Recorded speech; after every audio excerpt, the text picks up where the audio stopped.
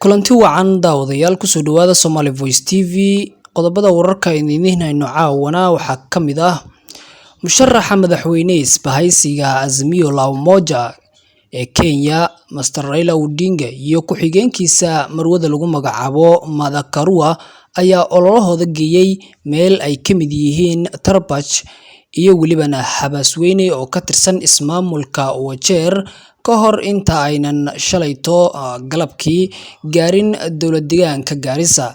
Raila ayaa ballan qaaday in haddii hoggaanka dalka uu qabto maamulkiisa oo xalini doono dhibaatooyinka dhanka amniga, dilalka sharci darrada ah iyo welibana dhanka biyo la'aanta baahsan ee deegaankaasi ka jirta. Raila ayaa sidoo kale sheegay in la dhameystiri doono dhismaha wadada isku xirta Madogashe ilaa iyo Mandera iyada oo laami la saari doono ay isla markaasi ku safraan dadka deegaankaasi.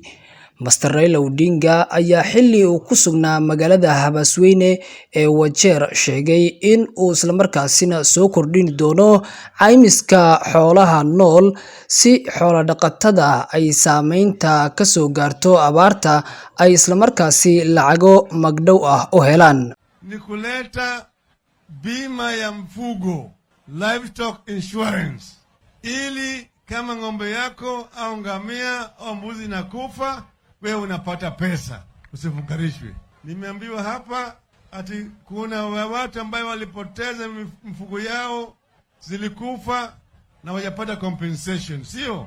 Hiyo tutahakikisha kwamba wale watu ambao walipoteza mfugo yao wanapata compensation. Sawa? Tunataka kuona kama wale wafugaji wanapata utajiri kulingana na ile mfugo yao. Wasi watu ambao ni watu maskini. Sawa. Ku-xigeenkiisa marwada lagu magacaabo Martha Karua ayaa sheegtay in Raila uu isla markaasi cadeeyay in haddii hoggaanka ay isla markaasi la wareegaan ay iyada isla markaasi u xilsaari doono ama ay u xilsaaran tahay ilaalinta sharciga. Fadlan subscribe nosar channelka sina share gare aad u mahadsantiin daawadayaal.